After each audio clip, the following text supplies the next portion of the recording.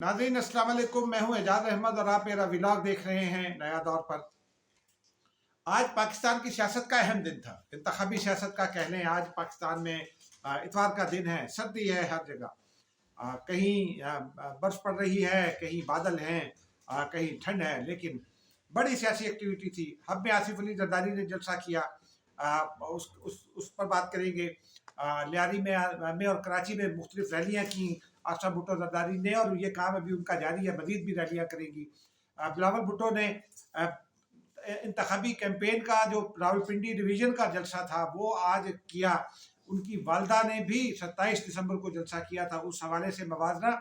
और फिर गुज़िश्ता रोज़ नून लीग और का जो जलसा हुआ था उसका और पीपल्स पार्टी के जलसे का मवाजना करेंगे। पीटीआई की दो एक्टिविटीज़ थी। बैरिस्टर गौहर ने प्रेस कॉन्फ्रेंस की मंशूर जारी किया, कुछ हस्ब मामूल लेवल प्लेइंग फील्ड की बात भी की।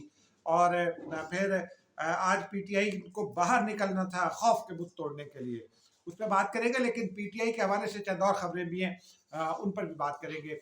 नून लीग का सियालकोट में पावर शो था, उसकी अहमियत का इस बात से अंदाज़ा लगा लीजिए कि नवाज शरीफ, शहबाज शरीफ और मरीम नवाज साहिबा वहाँ पहुँचे।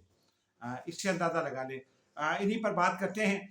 नाज़रीन, आगाज़ कर लेते हैं पहले पाकिस्तान तहरीक इंसाफ से। गुज़िश्ता रोज़ इमरान खान ने जिस रवैये का मुजाहरा किया, हमने आपको पहले भी आगाह किया था। मनसूबे के बारे में आपको, उसके खदोखाल के बारे में, उसकी कुछ जुजियात के बारे में आपको बता दिया गया था कि पीटीआई और इमरान खान सिचुएशन कहाँ ले जाना चाहते हैं।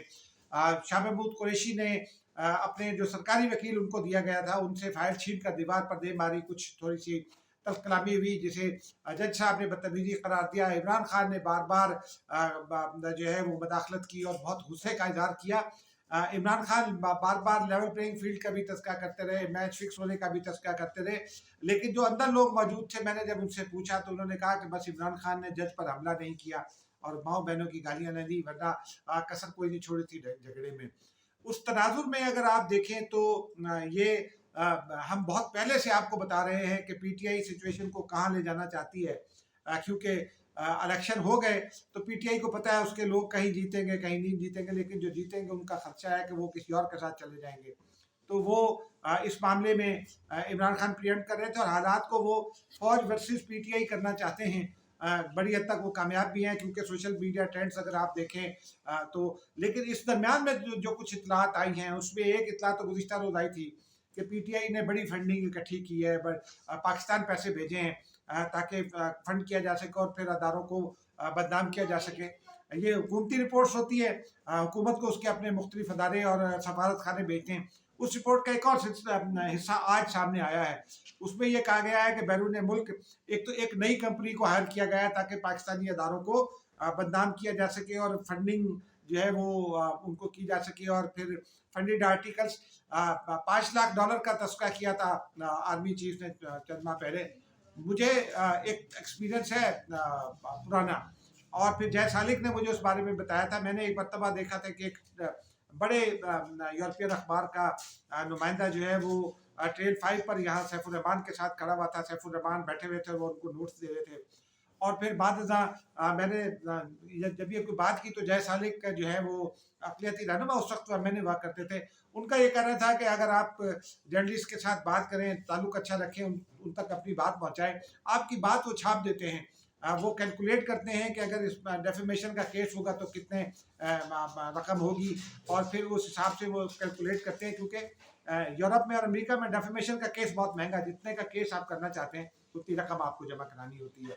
तो बहरहाल ये उस तनाजुर में अगर इसको देखा जाए तो ये कोई आज़ादी सहाफ़त की बात नहीं है, लेकिन ये जैसे पाकिस्तान में होता है इस तरह बाहर भी हो जाता है।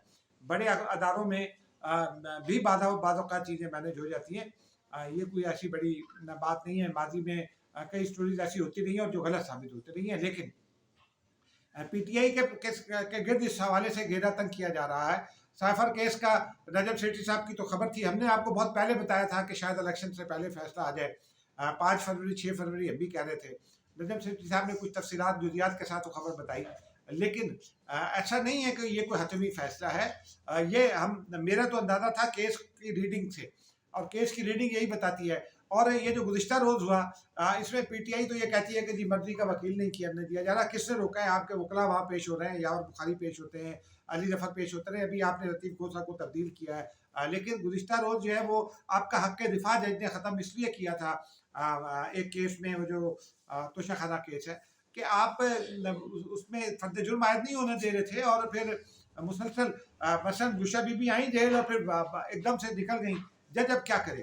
फ़र्द जुर्म आयद होनी है तो हक़ दिफ़ा ख़त्म किया गया और सरकारी वकील दिए गए, साफर केस में भी और यही हुआ। और अब मामला को उस तरफ ले जाने की कोशिश की जा रही है कि ऐसा तासुर हो कि जनाब पूरी रियासत लगी हुई है उस पर, एक ही काम पर। इसमें ज़्यादतियाँ हो रही हैं, इसमें कोई शक नहीं है। इंतज़ामी सतह पर, हुकूमती सतह पर मिस ट्रीटमेंट भी हो रहा है। लेवल प्लेइंग फील्ड की शिकायत भी बड़ी है, बहुत सारी शिकायत जो है वो जायज़ हैं, लेकिन मामला टोटली उसको सिर्फ एक चश्मा लगा कर नहीं देखना चाहिए। वाइड एंगल से आप अगर आप देखेंगे, खुले ज़हन के साथ आप देखेंगे, तो फिर तजिया करने की सलाहियत रखते हैं। इसी तनाजुर में अगर आज आप देखें तो आज पीटीआई के लिए तो बड़ा दिन होना चाहिए था। मानसेरा में अच्छी रैली निकली, लेकिन बाकी पाकिस्तान से जो रिपोर्ट्स आ रही हैं, पीटीआई के लोगों ने उस तरह की बड़ी रैली अरेंज ही नहीं की। पुलिस ने कुछ लोगों को गिरफ्तार किया, मियां अजहर को गिरफ्तार किया, 84 साल उनकी उम्र है, बदकिस्मती की बात है वो गवर्नर रहे हैं साबिक। हालांकि मियां अजहर भी साबिक गवर्नर होने के बावजूद उनका रवैया माजी के कुछ सियासी वाकयात के हवाले से कोई इतना सोबर नहीं है, उनके बेटे का भी रवैया इतना सोबर नहीं है, लेकिन रियासत तो माँ जैसी होती है। तो ये फ़र्क होना चाहिए था। ये मलहूज़ नहीं रखा गया, ये मुनासिब बात नहीं है। कई और उम्मीदवारों को गिरफ्तार कर लिया गया। एक उम्मीदवार को तो कसूर में इसलिए, हसन अख्तर मौक्कल साहब, उनके बेटे शायद लड़ रहे हैं या वो खुद लड़ रहे हैं, उनके डेरे पर छापा मारा और गिरफ्तार इसलिए कर लिया गया कि वो अब चंद रोज़ पहले तक वो आज़ाद थे और अब वो उनको पीटीआई की हिमायत मिल गई है। तो ये भी कुछ अगर इस तरह का तासुर जाएगा तो ये मुनासिब नहीं है।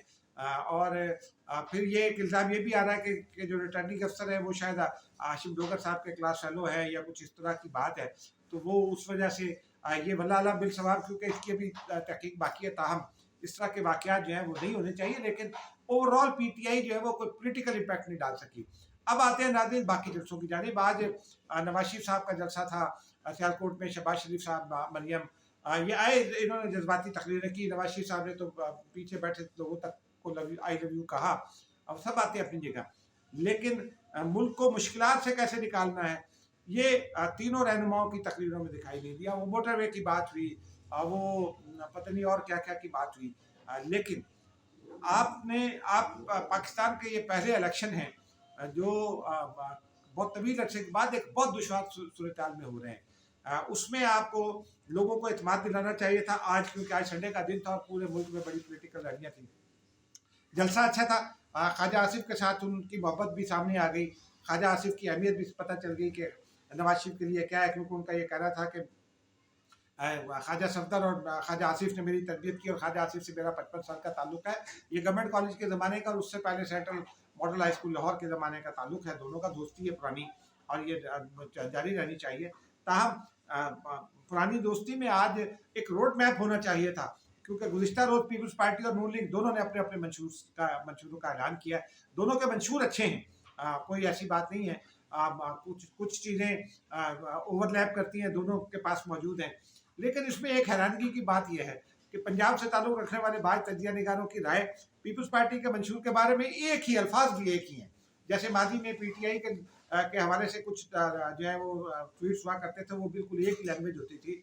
अब उसी तरह एक ही है कि जी वो 50 साल पहले रोटी कपड़ा और मकान का नारा दिया था, तो अभी वही नारा है और कोई अमल नहीं हो सका। हालांकि भुट्टो साहब के ज़माने में 3 मरला स्कीम आई पंजाब में, बेनज़ीर ने 5 मरला स्कीम दी।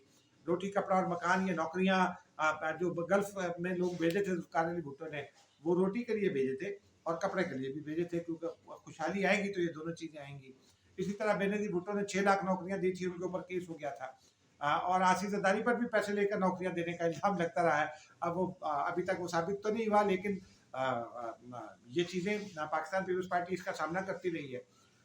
तो बहरहाल पाकिस्तान पीपल्स पार्टी के जलसों की तरफ अगर हम आएँ तो आज बिलावल भुट्टो ज़रदारी का बड़ा शानदार जलसा था। एक तो उस जलसे का इम्पैक्ट बड़ा था, क्योंकि पाकिस्तान पीपल्स पार्टी रावलपिंडी में तकरीबन ख़त्म हो चुकी है, इस्लामाबाद में भी तकरीबन ख़त्म हो चुकी है। एक तासुर था, लेकिन आज ये रावलपिंडी डिवीज़न का जलसा था, कहीं बाहर से लोग नहीं आए थे।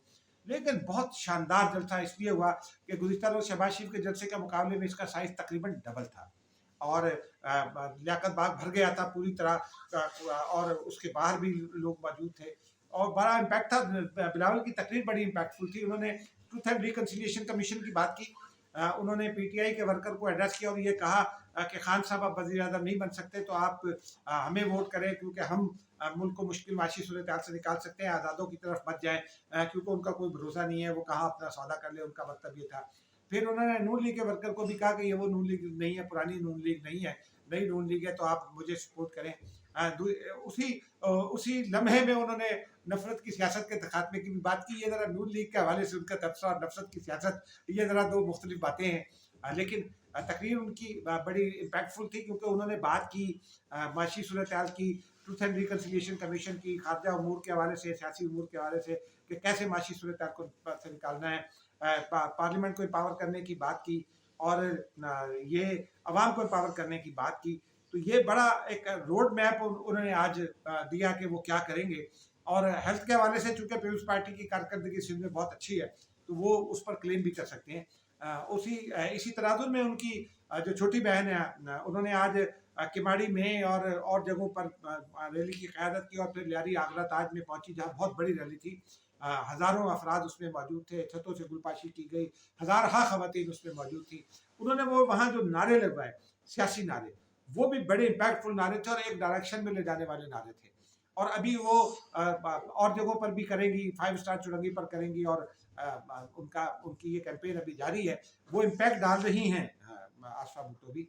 लेकिन आसिफ अली जरदारी गए हब बलूचिस्तान का पहला शहर है, और इंडस्ट्रियल हब भी है वो। बड़ी बड़ी इंडस्ट्री है वहाँ कराची के लोगों की।